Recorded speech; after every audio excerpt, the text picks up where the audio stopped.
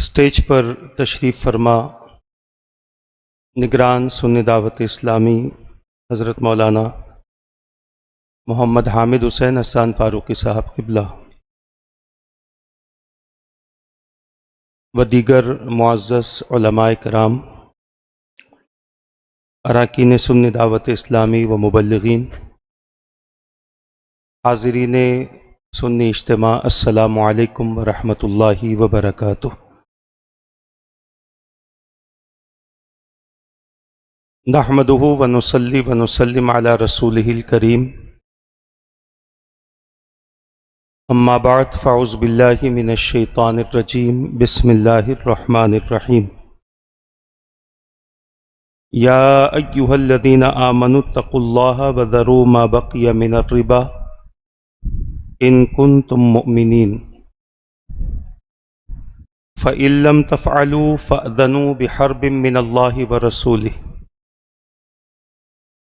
وَإِن تُبْتُمْ فَلَكُمْ رُؤُوسُ أَمْوَالِكُمْ لَا تَظْلِمُونَ وَلَا تُظْلَمُونَ۔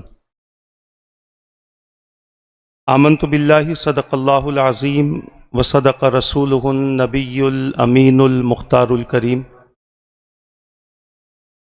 ونحن علی ذلک لمن الشاہدین والشاکرین والحمد للہ رب العالمین۔ کچھ عرض و معروض سے قبل گنبد خضرا کا تصور کرتے ہوئے ہم اور آپ حضور پاک صلی اللہ تعالی علیہ وآلہ وسلم کی بارگاہ بے کس پناہ میں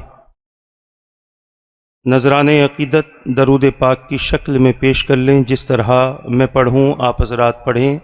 الصلاۃ والسلام علیک یا رسول اللہ، الصلاۃ والسلام علیک یا حبیب اللہ، الصلاۃ والسلام علیک یا نبی اللہ، وعلی آلک واصحابک یا نور اللہ، صلی اللہ تعالی علیہ وسلم۔ ایک اہم موضوع مجھے دیا گیا ہے، اور چونکہ سنی دعوت اسلامی الحمدللہ وہ تحریک ہے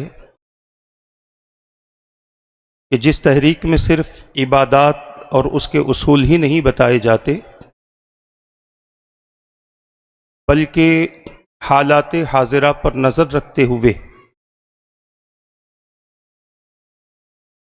ٹاپکس منتخب کیے جاتے ہیں، اس کو سلیکٹ کیا جاتا ہے کہ دور حاضر کی ضرورت کیا ہے، اس سے نقصانات کیا ہیں، اور اس کا حل کیسے نکالا جائے۔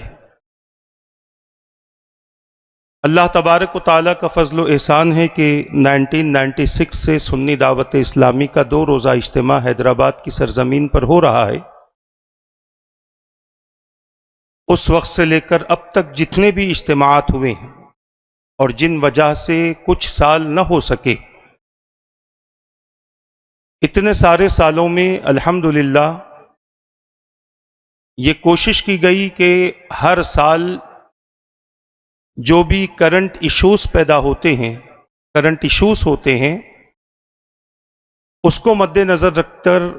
اس کے فوائد، اس کے نقصانات اور اس سے بچنے کے حل آپ کے سامنے پیش کیے جائے۔ کل خواتین کا اجتماع رہا، اور خواتین کے اجتماع میں جو وقت کی اور دور کی ضرورت ہے، جو حالات آج ہمارے گھروں کے بنے ہوئے ہیں، ہمارے معاشرے کے جو حالات ہیں، ہمارے ملک کے جو حالات ہیں، اور اس میں خواتین کے تعلق سے جو باتیں ہو رہی ہیں، اس پر کل کے پروگرام میں الحمدللہ مکمل توجہ دلانے کی کوشش کی گئی، اور یہ بتایا گیا کہ دنیا کچھ بھی کہہ لے، دین سے اچھا نہیں کہہ سکتی۔ دنیا والے کچھ بھی بتا دیں، دین سے اچھا نہیں بتا سکتے۔ دنیا والے اگر بتاتے ہیں تو اس میں ان کا فائدہ ہوتا ہے، مگر قرآن نے اور رسول اللہ نے جو بتایا ہے اس سے امت کا فائدہ ہوتا ہے۔ تو جو دین ہے اس دین کو اس کی حقیقت کی روشنی میں خواتین امت کے سامنے کل پیش کیا گیا، اور ممکن ہے کہ بہت ساری خواتین نے جو آپ کے گھروں سے بھی آئی تھی ہوں گی، انہوں نے آ کر کل کے ہونے والے اجتماع کے جو شیڈیول تھا، جو ٹاپکس تھے، اس کی الحمدللہ انہوں نے تعریف بھی کی ہوگی، اور آپ سے بھی کہا ہوگا کہ آپ بھی جائیں تاکہ آپ بھی کرنٹ ایشوز جو ابھی چل رہے ہیں اس کے متعلق کچھ سن سکیں اور کچھ سیکھ سکیں۔ میں زیادہ تفصیل میں نہ جاتے ہوئے عرض کرنا چاہتا ہوں کہ آج مجھے جو عنوان دیا گیا اس کا تعلق سود سے ہے، اور جیسے ہی یہ الفاظ میں نے کہے آپ سمجھ گئے ہوں گے کہ آج کا امت مسلمہ کے لیے یہ بہت بڑا ایشو ہے، اور امت مسلمہ کے لیے یہ بہت بڑا ٹاپک ہے۔ اس کو سمجھنا بھی چاہیے، اس کے نقصانات کو بھی سمجھنا چاہیے، اور اس کا حل کیسے نکلے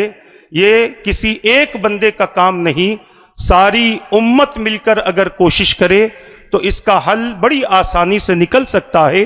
اور ایسے نکل سکتا ہے جیسے رسول پاک صلی اللہ تعالی علیہ وآلہ وسلم نے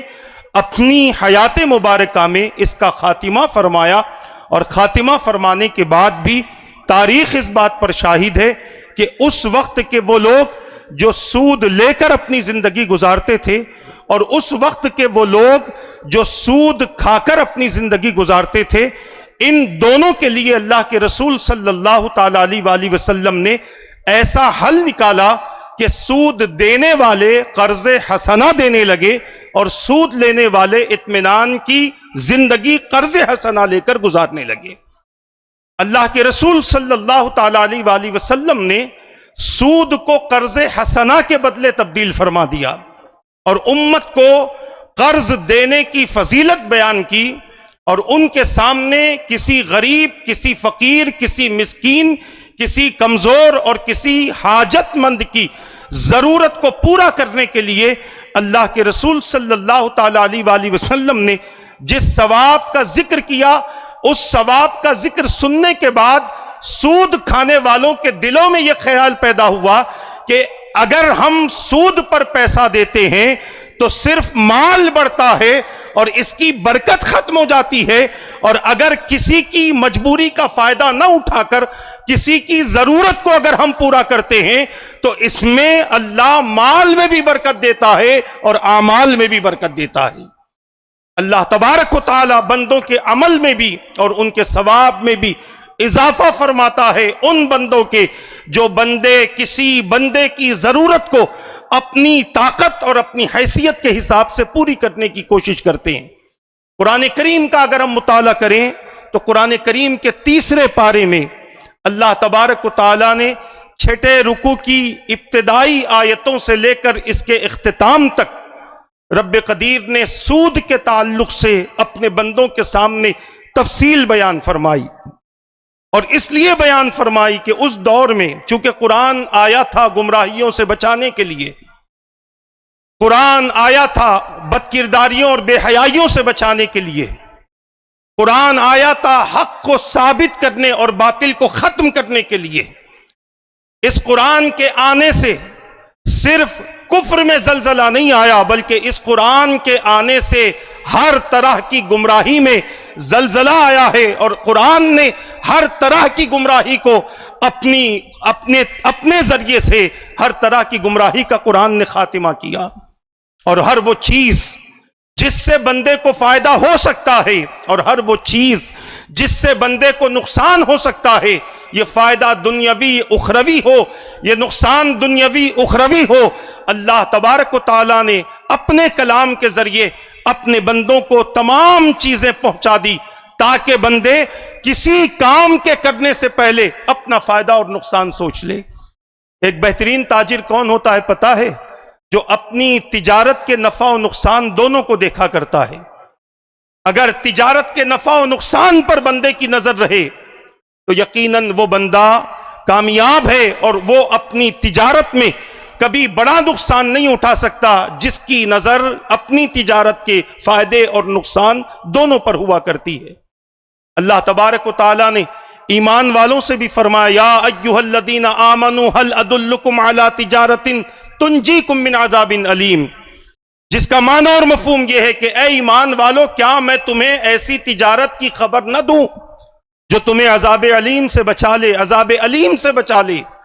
دردناک عذاب سے بچا لے۔ وہ کیا ہے؟ تؤمنون باللہ ورسولہ وتجاہدون فی سبیل اللہ باموالکم وانفسکم ذالکم خیر لکم ان کنتم تعلمون، او کما قال۔ میرا رب ارشاد فرماتا ہے تمہارے لیے بہترین تجارت یہ ہے کہ تم اللہ اور اس کے رسول پر ایمان لے آؤ، اس کی راہ میں، اللہ کی راہ میں اپنی مال اور اپنی جان کے ذریعے کوششیں کرتے رہو۔ ذالکم خیر لکم ان کنتم تعلمون، یہ تمہارے لیے بہترین تجارت ہے اگر تم جان لو،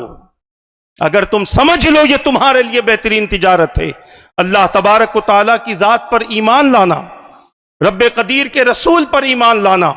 اور ایمان کس طریقے سے لانا؟ صرف یہ نہ کہنا کہ میں اللہ کو واحد اور تنہا رب مانتا ہوں اور محمد الرسول اللہ صلی اللہ تعالیٰ علیہ وآلہ وسلم کی رسالت کا اقرار کرتا ہوں، صرف اتنا نہیں، بلکہ ایمان لانے کے بعد میں بندہ اللہ تبارک و تعالیٰ کی کتابوں کو احکامات کے حوالے سے اپنی ذات کے لیے تسلیم کر لے، اس کی ہر آیت پر ایمان لائے، ہر آیت پر یقین کرے، اور اللہ کی طرف سے نازل ہونے والی ہر آیت پر عمل کرے۔ اور یہی صحابہ کرام علیہم الرضوان کی زندگی بتاتی ہے کہ جب تک وہ قرآن سے وابستہ نہیں تھے، اللہ اور اس کے رسول کے، اللہ کی وحدانیت اور رسول کی رسالت کو انہوں نے ابھی قبول نہ کیا تھا، اس وقت تک ان کی زندگی اپنی مرضی کی تھی۔ مگر جیسے ہی دین میں داخل ہوئے، اسلام میں داخل ہوئے، حضور اکرم صلی اللہ تعالیٰ علیہ وآلہ وسلم کے دست مبارک پر بیعت کی، تو میرے آقا صلی اللہ تعالیٰ علیہ وآلہ وسلم کی ذات مبارک پر اللہ کے کلام کی جو آیتیں نازل ہوتی تھی، صحابہ ان آیتوں پر فوری عمل کیا کرتے۔ رب فرماتا نماز پڑھو، نماز پڑھتے، زکوٰۃ دو، اپنے مالوں میں سے زکوٰۃ دیتے، رمضان کے روزے فرض ہوئے، روزے رکھنے لگے، حج کا حکم ہوا، صاحب استطاعت ہو کر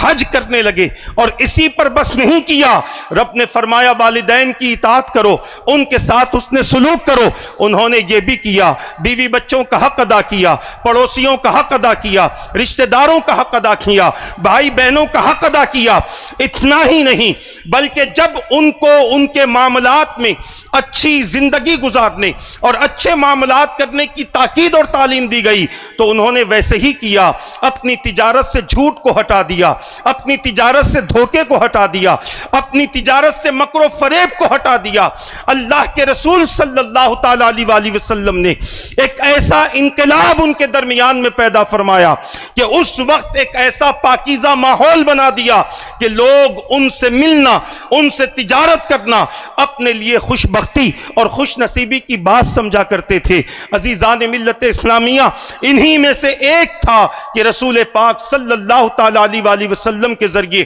اللہ تبارک و تعالیٰ نے اپنے ایمان والے بندوں سے کہا اے ایمان والو اللہ سے ڈرو، اور جو بقایا جو سود ہے یعنی جو پیسہ لوگوں سے تمہیں آنا ہے اس کو چھوڑ دو اگر تم مومن ہو۔ وَذَرُوا مَا بَقِيَ مِنَ الرِّبَا إِن كُنتُم مُؤْمِنِينَ، اگر تم مومن ہو تو جو چیزیں اب تمہارے لیے تمہارے پاس میں یا تمہاری لوگ اگر باقی ہیں تو ان باقی چیزوں کو اگر تم نے سود کے حساب میں رکھا ہے اس کو چھوڑ دو۔ اور پھر آگے فرمایا کہ اگر کوئی بندہ ایسا نہیں کرتا تو گویا وہ اللہ اور اس کے رسول سے جنگ کرنے کے لیے تیار ہو جائے، لڑنے کے لیے تیار ہو جائے۔ اور اگر کوئی بندہ توبہ کرتا ہے اور توبہ کرنے کے بعد جو اس کے پاس میں پہلے سود کا مال آ چکا تھا تو رب فرماتا ہے وہ تمہارا ہے، اسے واپس کرنے کی ضرورت نہیں۔ یہ کن لوگوں سے خطاب ہے؟ یہ ان لوگوں سے خطاب ہے جو ابھی ابھی اسلام میں داخل ہو رہے ہیں، ابھی ابھی مومن ہو چکے ہیں، یا ان لوگوں سے بھی خطاب ہے جو مومن تھے مگر کوئی اگر یہ کام کرتا تھا تو رب قدیر نے ان سے بھی خطاب کیا کہ اب تک جو تم لوگوں سے لے رہے تھے اب توبہ کر لو، جو لے چکے ہو وہ معاف کر دیا جائے گا، مگر آج کے بعد اب سود کا کاروبار نہ کرنا. اس لیے کاروبار نہ کرنا کہ سود سے لینے والے کا تو فائدہ ہوتا ہے مگر دینے والے کا بڑا نقصان ہوتا ہے. اور سود بندہ لیتا کب ہے؟ آج کل تو حالات بدلے ہوئے ہیں مگر ایک دور تھا سود لینے والے غربت کی وجہ سے، بیماری کے دوا کے لیے پیسے نہ ہوتے اس کی وجہ سے یا اپنی مجبوری کی وجہ سے سود سے پیسہ لیا کرتے. اور پیسہ کیسا کہ جس کی جیسی مرضی آتی اس حساب سے وہ سود لگایا کرتا. کوئی 1 کا 2 نفع لیتا، کوئی 1 کا 4 نفع لیتا. جس کی جیسی مجبوری ہوتی تھی اس طریقے سے اس پر نفع لیا جاتا تھا. مگر آج کے دور میں بہت سارے ایسے ہیں کہ جن کو ضرورت نہیں ہے، نہ کھانے کی نہ غذا کی ضرورت ہے، کہ بھوکے ہیں تو سود پر پیسہ لے کر کھانا کھا لیں، ننگے ہیں تو سود پر پیسہ لے کر کپڑا پہن لیں، بیمار ایسے ہو چکے ہیں کہ علاج نہیں کرا سکتے تو سود پر پیسہ لے کر علاج کرا لیں. آج کے دور میں ایسے لوگ بہت کم پائے جاتے ہیں، ورنہ حقیقت یہ ہے اگر ہم دیکھتے ہیں آج کے دور میں مالدار سب سے زیادہ سود لے رہا ہے، سب سے زیادہ سود پر پیسہ لے رہا ہے. اور حالت یہ ہے کہ صبح سے لے کر شام تک ہمارے سیل فون پر باقاعدہ کالز آتے ہیں کہ ہم آپ کو لون دینا چاہتے ہیں، ہماری کمپنی آپ کو لون دینا چاہتی ہے. اور بہت سارے افراد گھر بیٹھے لون لے کر سود سے پیسہ لے کر سود کا کاروبار کرتے ہوئے نظر آتے ہیں. یہاں سے لیا وہاں دے دیا، گھر بیٹھے کھانے کی کوشش ہوتی ہے، گھر بیٹھے پیسہ لینے کی کوشش ہوتی ہے. آج بہت سارے نوجوان ہم نے جن کے بارے میں سنا ہے کہ جن کی پوری راتیں عیش و عشرت میں گزرتی ہیں اور فجر سے پہلے جو سوتا ہے دن میں 3-4 بجے اٹھتا ہے، کوئی کام نہیں ہے، کوئی محنت نہیں ہے، مگر پھر بھی دیکھو ہمیشہ نیا کپڑا، ہمیشہ نیا جوتا، ہمیشہ نئی چپل، مہنگے سے مہنگا فون. اس سے پوچھا جاتا ہے کہ بتاؤ تم کچھ کرتے نہیں ہو پھر تمہارے پاس اتنی دولت آتی کہاں سے ہے؟ تو سامنے سے وہ کہتا ہوا نظر آتا ہے مختلف بینک والے ہمیں فون کرتے ہیں، ہم ان سے لون لے لیتے ہیں اور وہ لون لے کر ہم دوسروں کو دیتے ہیں اور اس سے ہم فائدہ اٹھاتے ہیں. اپنا EMI بھی بھرا جا رہا ہے، ہمارا فائدہ بھی ہو رہا ہے، ہمارا فائدہ بھی ہو رہا ہے. آپ اندازہ کر سکتے ہیں کہ ایک مسلمان یہ حرکت اور یہ عمل اس لیے کر رہا ہے اسے اللہ اور اس کے رسول کے قانون کا علم نہیں ہے اور مسلمان جاننا بھی نہیں چاہتا. بہت سارے ایسے بندے ہیں جو یہ سمجھتے ہیں کہ اگر ہم نے قرآن کی تعلیم حاصل نہیں کی، رسول اللہ کا پیغام نہیں سنا تو کل بروز قیامت ہم آسانی سے چھوٹ جائیں گے. عزیزان ملت اسلامیہ، اس غلط فہمی کو دور کرنا چاہتا ہوں. کوئی دین سے کتنا بھی غافل رہے، کل قیامت کے دن سب سے پہلا سوال اگر اس سے ہوگا تو یہ ہوگا کہ دین تمہارے درمیان تھا، قرآن تمہارے درمیان تھا، رسول کی سیرت تمہارے درمیان تھی، پھر بھی تم نے اس کو حاصل نہیں کیا. نہ معلوم کرنے کا یہ الگ عذاب ہوگا اور جو گناہ کیا ہے اس کا عذاب الگ ہوگا. اسی لیے اللہ کا دین سیکھو، رسول اللہ کا پیغام سیکھو. یہ قرآن جیسے ہمارے ساتھی نے کہا، یہ قرآن صرف میت اور زیارت کے وقت میں پڑھنے کے لیے نازل نہیں کیا گیا، بلکہ اس قرآن میں اللہ نے ہدایتیں نازل فرمائی ہے. اس میں تجارت کرنے والوں کے لیے ہدایت ہے، زندگی کے مختلف شعبوں میں اپنا وقت گزارنے والوں کے لیے ہدایت ہے، اولاد کے لیے ہدایت ہے، والدین کے لیے ہدایت ہے. ایک انسان کسی عورت کے ساتھ میں رشتہ ازدواج میں منسلک ہوتا ہے، اللہ نے اس کی بھی ہدایتیں اسے عطا فرمائی ہے. یتیموں کا حق قرآن نے بیان کیا، مسکینوں کا حق قرآن نے بیان کیا، مسافروں کا حق قرآن نے بیان کیا. اس قرآن کو صرف ثواب والی کتاب نہ سمجھے، یہ قرآن ہدایت والی کتاب ہے. اللہ نے ہدایت کے طور پر نازل کیا اور وہ ساری ہدایتیں اس قرآن میں جمع کر دی گئیں کہ جن کو اپنا کر بندہ اپنی منزل اور اپنے مقام جنت تک پہنچ سکتا ہے، جنت میں پہنچ سکتا ہے. وہ ساری ہدایتیں اس کے اندر موجود موجود ہے۔ انہی ہدایتوں میں ایک ہدایت یہ ہے کہ ایمان والا ہونے کے ناطے سود کا استعمال اپنی زندگی میں نہیں کرنا۔ جو کر چکے ہیں وہ اپنی سابقہ زندگی سے توبہ کریں اور آئندہ زندگی کو اس گناہ سے بچانے کی کوشش کریں۔ آپ کو پتا ہونا چاہیے اللہ کے رسول صلی اللہ تعالی علیہ وسلم نے مختلف گناہوں کا ذکر فرمایا۔ حضور سے گناہ کبیرہ کے بارے میں جب سوال کیا گیا، میرے آقا نے اکثر سود کا گناہ کبیرہ میں ذکر فرمایا۔ آپ کو معلوم ہونا چاہیے گناہ دو قسم کے ہوتے ہیں۔ ایک گناہ صغیرہ ہے جو بندے کی کسی نیکی کی وجہ سے اس گناہ کو معاف کر دیا جاتا ہے، جیسے وضو کرنے والا جب وضو کرتا ہے تو وضو کرنے کی وجہ سے اس کے گناہ صغیرہ اس کے اعضائے بدن سے نکال دیے جاتے ہیں۔ نماز پڑھنے والا جب نماز پڑھتا ہے تو اس کے گناہ صغیرہ اس کے اعضائے بدن سے گرا دیے جاتے ہیں۔ یہ گناہ صغیرہ ہے جو کسی چھوٹی نیکی سے بھی معاف ہو جاتے ہیں، مگر گناہ کبیرہ کسی نیکی سے معاف نہیں ہوتے، بلکہ گناہ کبیرہ کو معاف کروانے کے لیے اللہ کی بارگاہ میں توبہ کرنے کی ضرورت ہوتی ہے، اللہ کی بارگاہ میں رجوع ہونے کی ضرورت ہوتی ہے، اپنے آپ کو پیش کرنے کی ضرورت ہوتی ہے، تب جا کر اللہ تبارک و تعالی ہمارے گناہ کبیرہ کو معاف فرما دیتا ہے۔ اور یہ گناہ کبیرہ کی معافی جب بندہ مانگنے لگے تو اس انداز سے مانگے کہ آج کے بعد یہ گناہ نہیں ہوگا، آج کے بعد یہ غلطی نہیں ہوگی، آج کے بعد اللہ کی ایسی نافرمانی نہیں ہوگی کہ جس نافرمانی کے سبب توبہ بھی کرنی پڑے۔ حالانکہ توبہ ہمیشہ کرنی ہے، مگر گناہوں کی توبہ الگ ہوتی ہے، اور ایک توبہ ہوتی ہے کہ جس سے بندے کے درجات بلند ہوتے ہیں، جس سے بندے کی خطائیں تو پہلے سے معاف ہو چکی ہیں، مگر ایک توبہ وہ ہے جس سے بندے کے درجات بلند ہوتے ہیں۔ آپ کو معلوم ہونا چاہیے کہ اللہ تبارک و تعالی اپنے بندوں سے جن اعمال کو پسند فرماتا ہے اس میں ایک توبہ بھی ہے۔ ان اللہ یحب التوابین، کہ بے شک اللہ توبہ کرنے والے سے محبت فرماتا ہے۔ اللہ کی محبت چاہیے تو گناہ ہو نہ ہو اللہ کی بارگاہ میں توبہ کرتے رہو، رجوع ہوتے رہو۔ میں آپ سے عرض کرنا چاہتا ہوں کہ رسول اللہ کی بے شمار سنتیں ہیں، ان میں ایک سنت یہ ہے کہ میرے مصطفیٰ نے بھی توبہ کی ہے، میرے مصطفیٰ نے استغفار پڑھا ہے، میرے مصطفیٰ نے اللہ کی بارگاہ میں رجوع ہونے کے طریقے اپنی امت کو بتائے۔ حالانکہ وہ سید المعصومین ہے، اس کے باوجود امت کو بتاتے ہیں کہ اے میرے امتیوں، رب کے محبوب بننا چاہتے ہو تو اکڑ کر نہ رہو، توبہ کرتے رہو، عاجزی میں اپنی زندگی گزارتے رہو۔ تو خیر مجھے یہ عرض کرنا ہے کہ اللہ کے رسول صلی اللہ علیہ وآلہ وسلم نے مختلف مقامات پر گناہ کبیرہ کا ذکر فرمایا، اور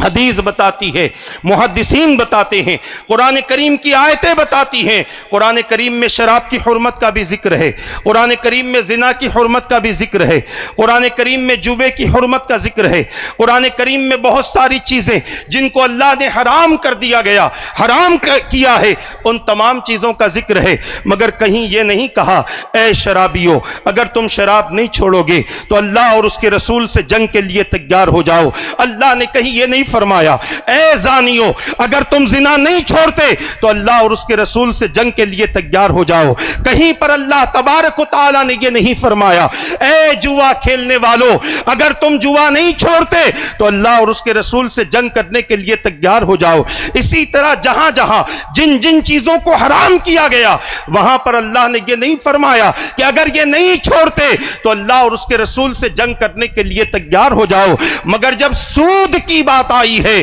تو میرے رب نے فرمایا اگر تم یہ نہیں چھوڑتے تو اللہ اور اس کے رسول سے جنگ کرنے کے لیے تیار ہو جاؤ۔ یہ اتنا بڑا گناہ ہے، اتنا عظیم گناہ ہے کہ اس کا مسلسل کرنے والا اللہ سے جنگ کرنے کے لیے تیار ہو جائے۔ کون اللہ سے جنگ کر سکتا ہے؟ اس کی چھوٹی سی مخلوق کو ہم برداشت نہیں کر سکتے۔ اس کی چھوٹی سی مخلوق کبھی پریشان کرنے کے لیے آ جائے تو 400 سال تک نمرود نمرود کو تنگ کرتی رہے، 400 سال تک، کئی سالوں تک فرعون کو تنگ کرتی رہے۔ عزیزان ملت اسلامیہ، یہ اللہ تبارک و تعالیٰ کی مخلوق ہے، ایک چھوٹی سی مخلوق سے ہم جنگ نہیں کر سکتے۔ ایک بادشاہ کو ایک مکھی ستا رہی تھی، وہ بڑی مکھی اسے بہت ستا رہی تھی، اس نے لاکھ اسے مارنے کی کوشش کی، جتنا ہو سکا اس نے تدبیریں اختیار کی، مگر وہ مکھی نے اس کو ستانا نہیں چھوڑا۔ جدھر وہ بیٹھتا تھا وہ اس کو آ کر ستاتی،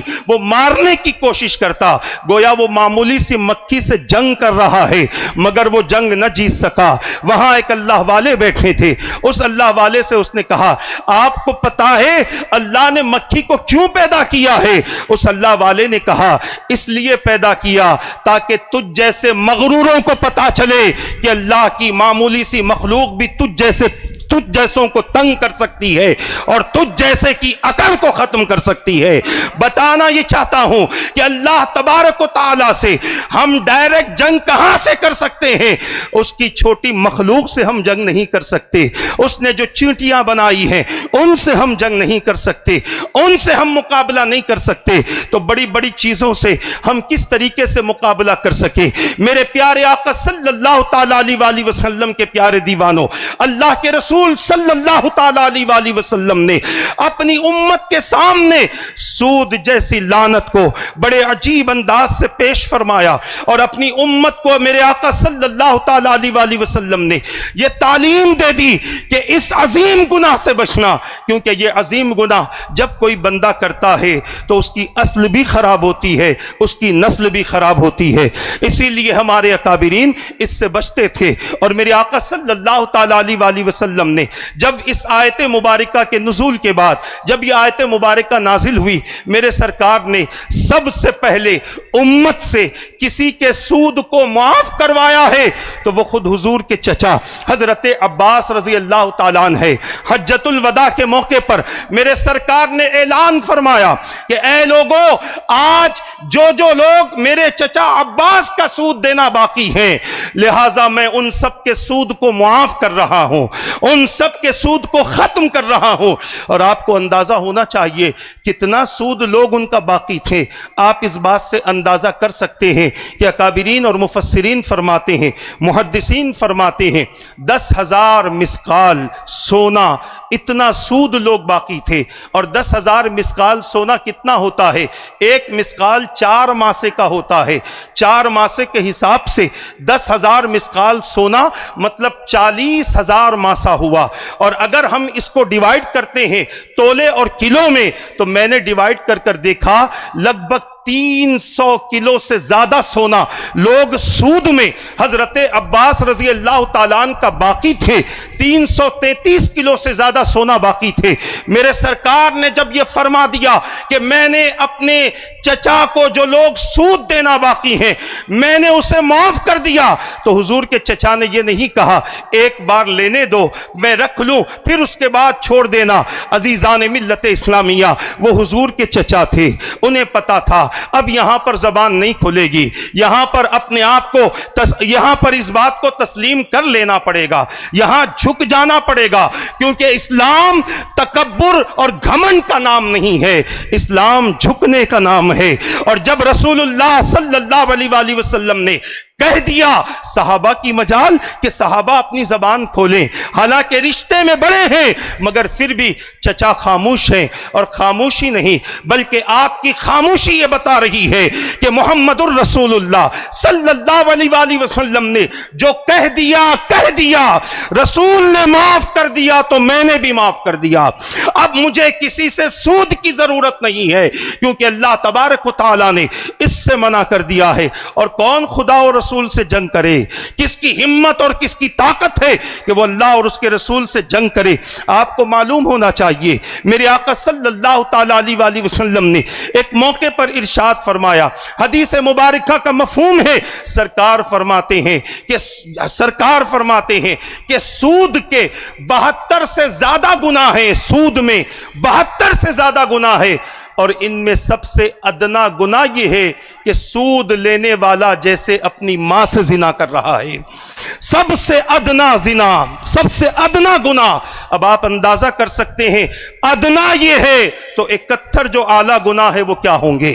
71 جو اس سے بڑے گناہ ہے وہ کیا ہوں گے۔ اللہ کے رسول صلی اللہ تعالیٰ علیہ وسلم نے سود کھانے والے کے تعلق سے قیامت میں جو عذاب دیا جائے گا، میرے آقا صلی اللہ علیہ وسلم نے وہ مناظر دیکھے ہیں اور اپنی امت کے سامنے ان مناظر کو پیش فرمایا۔ ایک موقع پر میرے آقا فرماتے ہیں شب معراج جب میں آسمانوں کی سیر کر رہا تھا، اللہ تبارک و تعالیٰ نے مجھے ایک منظر دکھایا۔ میں نے دیکھا کہ ایک شخص ہے جس کا پیٹ بہت زیادہ بڑا ہے اور اس کے پیٹ میں سانپ اور دیگر عذاب دینے والی چیزیں اس کے پیٹ میں موجود ہیں، اور میں اپنی آنکھوں سے دیکھ رہا تھا کہ اس کے پیٹ کے سانپ جو ہیں وہ ظاہری طور پر نظر آ رہے تھے، وہ نظر آ رہے تھے۔ اللہ کے رسول صلی اللہ تعالیٰ علیہ وسلم نے فرمایا یہ میری امت کا وہ شخص ہوگا جو دنیا میں لوگوں سے سود کا پیسہ کھاتا تھا۔ اللہ تبارک و تعالی قیامت کے دن اس کی یہ حالت فرمائے گا، اور قیامت کے دن سود خوروں کی دو حالتیں ہوں گی۔ ایک تو یہ کہ میرے سرکار ارشاد فرماتے ہیں کہ میں نے ایک خواب دیکھا، مجھے خواب دکھایا گیا، اس خواب میں نے دیکھا کہ خون کا تالاب ہے اور اس میں ایک شخص کو کھڑا کر دیا گیا۔ وہ شخص خون کے تالاب کو پار کرنا چاہتا ہے اور جیسے ہی کنارے پر آنا چاہتا ہے وہاں پر ایک فرشتہ کھڑا ہے اور وہ پتھر اٹھاتا ہے، اس بندے کو ایسے مارتا ہے کہ جہاں کھڑا تھا وہیں جا کر وہ رک جاتا ہے۔ عزیزان ملت اسلامیہ، میرے آقا صلی اللہ تعالیٰ علیہ وسلم سے صحابہ نے پوچھا یا رسول اللہ وہ کون تھا اور اسے پتھر کیوں مارا جا رہا تھا اور اسے خون کے تالاب میں کیوں رکھا گیا تھا؟ میرے آقا صلی اللہ علیہ وسلم نے ارشاد فرمایا اسے اس تالاب میں اس لیے رکھا گیا کہ وہ دنیا میں لوگوں کا خون چوستا تھا، سود کھاتا تھا۔ اللہ نے اس پر یہ عذاب مسلط کر دیا ہے کہ وہ کنارے پر آنا چاہے گا مگر فرشتہ پتھر مار کر اسے پھر واپس خون میں بھجا دے گا۔ عزیزان ملت اسلامیہ، یہ ایک کیفیت سود کھانے والے کی۔ آؤ قرآن سے پوچھو کہ سود کھانے والے کے لیے قرآن نے کیا کہا۔ عزیزان ملت اسلامیہ، قرآن کہتا ہے الذین یاکلون الربا لا یقومون الا کما یقوم الناس۔ آیت مبارکہ کا حصہ میرے ذہن سے نکل رہا ہے، اس کا معنی اور مفہوم میں آپ کے سامنے عرض کرتا ہوں کہ وہ لوگ جو سود کھاتے ہیں، سود کا پیسہ کھاتے ہیں، اللہ کی بارگاہ میں نہیں کھڑے ہو سکتے مگر ایسے جیسے دنیا میں کسی پر شیطان کا سایہ ہو، وہ جیسے اپنے ہوش و حواس کو گم کر کے رہتا ہے ویسے ہی سود کھانے والا قیامت کے دن اللہ کی بارگاہ میں ایسے ہی کھڑا ہوگا۔ کھڑا تو ہوگا، ہوش و حواس گم ہوں گے۔ یتخبطہ الشیطان من المس، قرآن کہتا ہے جیسے شیطان نے اس کے ہوش و حواس پر کنٹرول کر لیا ہے، قیامت کے دن وہ ایسا ہی کھڑا رہے گا۔ اور لوگوں کی کیفیتوں سے پتا چلے نہ چلے کہ دنیا میں اس کا کیا جرم تھا، مگر اس بندے کی کیفیت سے لوگوں کو یہ پتا چل جائے گا کہ یہ دنیا میں سود کھاتا تھا، یہ دنیا میں سود کھاتا تھا، لوگوں کو اس کی کیفیت سے پتا چل جائے گا۔ اور میرے آقا صلی اللہ تعالیٰ علیہ وسلم ارشاد فرماتے ہیں کہ 4 قسم کے لوگ نہ جنت میں داخل ہوں گے نہ جنت کی خوشبو سونگھ پائیں گے۔ اس میں ایک وہ شخص ہوگا جو دنیا میں سود کھاتا ہوگا، ایک وہ ہوگا جو یتیموں کا مال کھاتا ہوگا۔ عزیزان ملت اسلامیہ، آج یہ دونوں چیزیں ہمارے اندر عام ہیں، اور 2 بھی چیزیں ہیں، مگر جو چیزیں ہمارے اندر عام ہیں اس کو ذہن میں رکھنے کی ضرورت ہے۔ آج یتیم کے مالوں پر بھی قبضہ ہو رہا ہے اور سود کھانے پر بندہ فخر محسوس کر رہا ہے۔ اور بڑی عجیب بات ہے کہ بندہ کہتا ہے کہ ہمیں سود سے روکا گیا، حالانکہ اس میں فائدہ ہے۔ تم کیا جانتے ہو؟ تمہارا رب تم سے بہتر جانتا ہے کہ فائدہ کس میں ہے اور نقصان کس میں ہے۔ تم اپنا فائدہ دیکھ رہے ہو، اللہ اپنے دوسرے بندے کا نقصان بھی دیکھ رہا ہے، اور رب نہیں چاہتا کہ میرا بندہ کسی بندے کا نقصان کرے۔ اسی لیے اللہ تبارک و تعالیٰ نے اس سود کی لعنت کو ختم کرنے کے لیے اپنے بندوں کے سامنے قرض حسنہ کی ایسی ایسی تعریفیں بیان فرمائی۔ ارشاد فرمایا من ذا الذی یقرض اللہ قرضا حسنا فیضاعفہ لہ اضعافا کثیرا، او کما قال، میرا رب فرماتا ہے کہ جو اللہ کو قرض حسنہ دے، اللہ اس کو بہت زیادہ کر کے عطا کرے گا. سود سے تمہیں جو نہیں مل سکتا میرا رب اس سے زیادہ عطا فرمائے گا, میرا رب اس سے کئی گنا زیادہ عطا فرمائے گا. اور بندوں سے کہا گیا لا تاکلوا الربا اضعافا مضاعفا, دوگنا چوگنا کر کے سود نہ کھایا کرو. اور یہ نہ سمجھنا یہ بیماری ہمارے اندر ہے, ہم سے پہلے جو قومیں گزری ہیں ان کے اندر بھی یہ بیماری تھی, مگر ان کی اس بیماری کے سبب اللہ تبارک و تعالیٰ نے ان پر پاکیزہ چیزوں کو بھی حرام فرما دیا. قرآن کریم کے 6 پارے میں رب نے دوسرے رکوع میں میرے مولا نے اس کا ذکر فرمایا, اور ان پر جو اپنی رحمتوں کو رب نے روکا تو فرمایا وَأَخْذِهِمُ الرِّبَا وَقَدْ نُهُوا عَنْهُ وَأَكْلِهِمْ أَمْوَالَ النَّاسِ بِالْبَاطِلِ. میرا رب ارشاد فرماتا ہے کہ یہ لوگ سود لیا کرتے تھے, وَأَخْذِهِمُ الرِّبَا, حالانکہ انہیں منع کر دیا گیا تھا کہ سود کا کاروبار نہ کرنا. نبیوں کی شریعت میں یہ بات داخل تھی کہ سود کا کاروبار اللہ نے کسی قوم کے اندر جائز نہیں رکھا, اور جو قوم اپنے اوپر اس کاروبار کو جائز کر لیتی ہے, یاد رکھو ظاہری طور پر نفع نظر آئے گا, 2-3 منٹ میں اپنی گفتگو انشاءاللہ مکمل کر لوں گا. ظاہری طور پر نفع نظر آئے گا, مگر حقیقت یہ ہے کہ سود کا مال جس گھر میں آتا ہے, جس وقت آتا ہے, اسی وقت سے اس کے گھر میں بے برکتی شروع ہو جاتی ہے. اس مال کا استعمال کرنے والا اپنے اندر ایک عجیب قسم کی کیفیت پاتا ہے. وہ اگر فرما بردار ہو نافرمان بن جاتا ہے, وہ اگر مستجاب الدعوات ہو,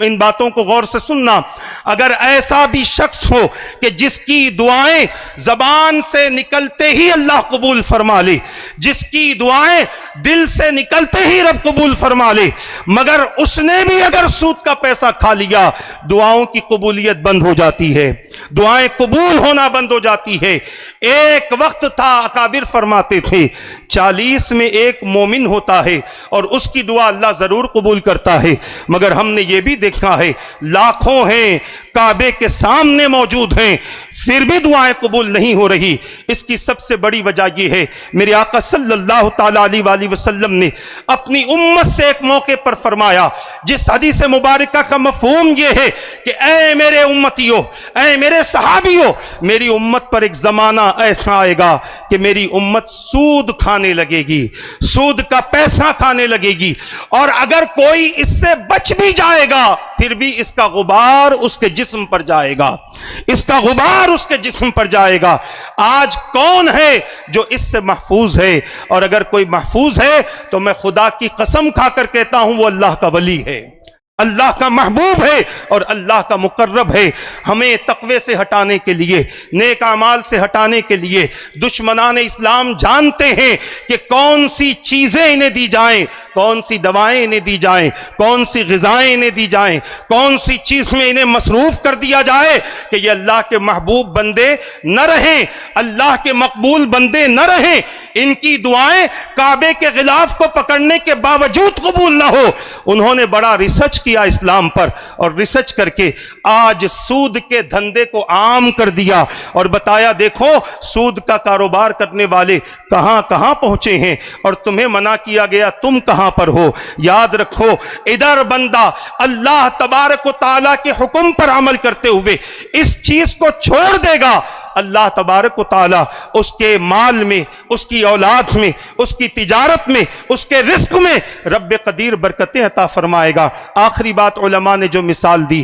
کہ سود کے کاروبار سے ظاہری طور پر انسان کو بہت زیادہ نظر آتا ہے, مال نظر آتا ہے. اس کی مثال دیتے ہوئے اکابرین فرماتے ہیں اللہ تبارک و تعالیٰ نے کئی جانور پیدا کیے ہیں, ان میں کئی جانور حلال ہیں جس کو انسان ذبح کر کے کھاتا ہے, اور کئی جانور حرام ہیں کہ جن کو بندہ کھاتا نہیں ہے. مگر بعض قومیں ایسی ہیں جو بعض جانوروں کو کھاتی ہیں, اور ہمیں جن جانوروں کو کھانے کا حکم دیا گیا وہ جانور اللہ کے رسول صلی اللہ تعالیٰ علیہ وسلم کی طرف سے انتخاب کردہ ہیں. ان دونوں جانوروں میں آپ دیکھیں کہ مثال دیتے ہوئے فرماتے ہیں کہ اس دنیا میں بکرے اور بکریاں لاکھوں کی تعداد میں موجود ہیں, اور اس دنیا میں سور بھی موجود ہیں. جانور جو بکرا ہے وہ حلال ہے, سور جو ہے وہ حرام ہے۔ اب آپ دیکھیں حلال کی برکت کیا ہوتی ہے اور حرام میں نقص کیا ہوتا ہے۔ حلال کی برکت یہ ہے کہ پوری دنیا میں لاکھوں کی تعداد میں روزانہ بکرے کٹتے ہیں، دوسرے دن پھر نظر آتے ہیں، اس میں کمی نہیں ہوتی بلکہ اور نظر آتے ہیں۔ اور دوسری طرف بہت کم سور ذبح ہوتے ہیں، بہت کم سوروں کو مارا جاتا ہے، مگر اس کے باوجود سور بازاروں میں اتنے نظر نہیں آتے جتنے بکرے نظر آتے ہیں۔ اسی کو مثال دے کر اکابرین فرماتے ہیں یہ جو حلال ہے اس میں ظاہری طور پر تمہیں کچھ نظر نہیں آتا مگر اللہ اس میں برکت عطا فرماتا ہے۔ حلال اگر توڑا ہو تب بھی اللہ برکت عطا فرماتا ہے، اور حرام اگر زیادہ بھی ہو اس میں برکتیں نہیں ہوتی۔ اللہ کے قانون کو سمجھو اور اپنی تجارتوں سے ان چیزوں کو ختم کرنے کی کوشش کرو، کہیں پر بھی سود کا شبہ ہو۔ دیکھیں ہم بہت ساری چیزیں پوچھتے ہیں، علماء سے پوچھیں، آج علماء کی تعداد میں کوئی کمی نہیں ہے، ہر محلے میں مفتی ہیں، ہر محلے میں علماء ہیں، ان سے پوچھیں کہ ہم یہ کرنا چاہتے ہیں، ہمارے لیے جائز ہے کہ ناجائز ہے۔ انشاءاللہ پوچھ کر کرو گے، فاسألوا اہل الذکر، سوال کرو ان لوگوں سے جو جانتے ہیں، پوچھ کر کرو گے تو دنیاوی فائدہ بھی ہوگا، اخروی فائدہ بھی ہوگا۔ اللہ تبارک و تعالیٰ سے دعا ہے رب قدیر کہنے میں غلطی ہو تو اپنے حبیب کے صدقے معاف فرما دے، ان باتوں پر مجھے اور ان سب کو عمل کرنے، دوسروں تک پہنچانے کی توفیق عطا فرما برحمتک یا ارحم الراحمین، وما علینا الا البلاغ۔ السلام علیکم ورحمۃ اللہ وبرکاتہ۔